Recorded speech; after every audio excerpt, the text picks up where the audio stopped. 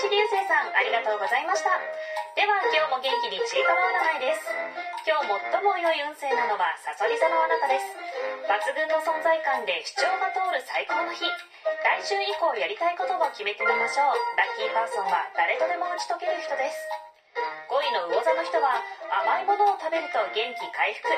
忙しくても食事時間は確保してください。7位の牡牛座の人は作業が溜まってあたふたしそう。先延ばしにするのはやめましょう。続いて10位の双子座の人はタイミングが合わずミスもする恐れが。力まず流れに身を任せるのが良さそうです。そして今日最も悪い運勢の人はごめんなさい、水亀座のあなたです。